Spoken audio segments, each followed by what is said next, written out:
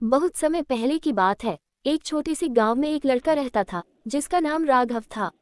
राघव बहुत ही नेकदिल और समझदार था, लेकिन उसका भाग्य कुछ खास अच्छा नहीं था। उसके माता पिता बचपन में ही गुजर गए थे और अब वह अकेला ही अपने दादी नानी के साथ रहता था। उनका जीवन बहुत ही साधारण था और राघव को हमेशा यही लगता था कि कहीं ना कहीं उसकी जिंदगी में कुछ अधूरा सा है। उसके दिल में एक ख्वाहिश थी कि उसे कभी किसी बड़ी चुनौती का सामना करना पड़े ताकि वह कुछ बड़ा कर सके। एक दिन राघव जंगल में लकड़ियां काटने गया। ये जंगल उनके गांव के पास था और लोग हमेशा कहते थे कि वहां कुछ अजीब घटनाएं होती थीं।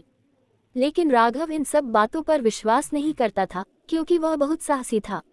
वह जितना गहरा जंगल में जाता उतना ही उसे लगता जैसे वहां कुछ छुपा हुआ है। राघव दिन भर जंगल में काम करता रहा, लेकिन जब सूरज ढलने लगा तो उसे महसूस हुआ कि अब लौटना चाहिए। जैसे ही वह घर लौटने के लिए मुड़ा, अचानक उसकी नज़र एक अजीब सी झोपड़ी पर पड़ी। ये झोपड़ी बहुत पुरानी और खंडहर जैसी लग रही थी। राघव के दिल में एक अजीब सी उत्सुकता उठी और वह झोपड़ी की ओर बढ़ा। वहां एक बड़ी अंधेरी छाया खड़ी थी। जब राघव पास पहुंचा तो उसने देखा कि वह कोई इंसान नहीं बल्कि एक चुड़ैल थी। उसकी त्वचा हड्डी जैसी पीली और आंखें खून की लाल थीं। उसका चेहरा डरावना था और उसके शरीर से एक अजीब सी गंध आ रही थी। राघव ने घबराकर पूछा, तुम कौन हो? चुड़ैल ने हंसते हुए जवाब दिया, मैं वह हूँ जिसे तुम डरावनी कहानियों में सुनते हो, लेकिन मैं केवल एक शक्ति हूँ जो इस जंगल में बसी हुई है।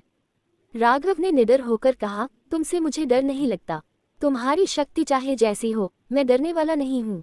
चुड़ैल ने राघव को घूरते हुए कहा, तुम बड़े बहादुर हो, लेकिन तुम्हें ये जानना होगा कि मैं तुम्हारे जैसे छोटे लोगों से खेलने के लिए यहाँ आई हूँ।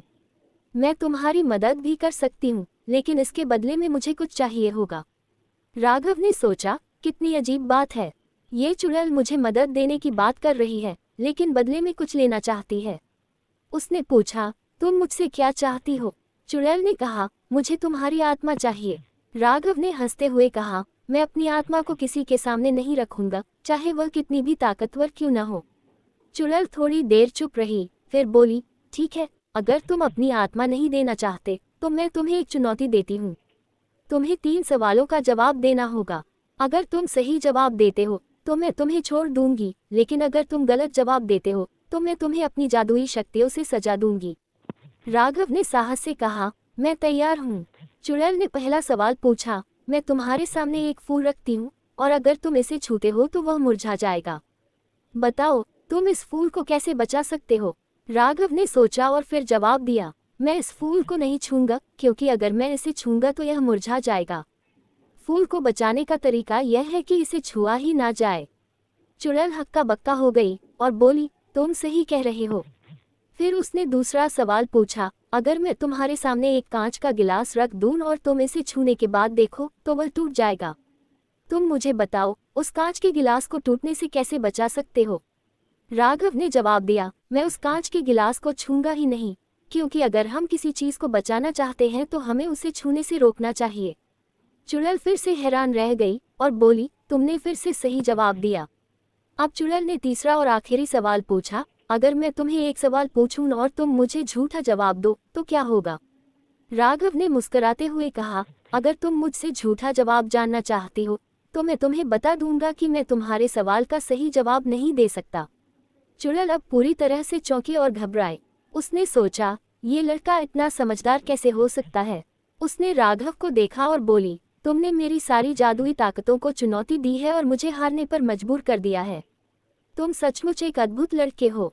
इसके बाद चुड़ैल धीरे धीरे धुएं में बदल गई और गायब हो गई। राघव को ये देखकर बहुत राहत मिली और वह खुशी खुशी अपने घर लौट आया। उसने अपनी दादी नानी को ये कहानी सुनाई और वे भी हैरान रह गईं। इस घटना के बाद राघव का विश्वास और मजबूत हो गया कि किसी भी चुनौती का सामना केवल साहस और बुद्धिमानी से किया जा सकता है।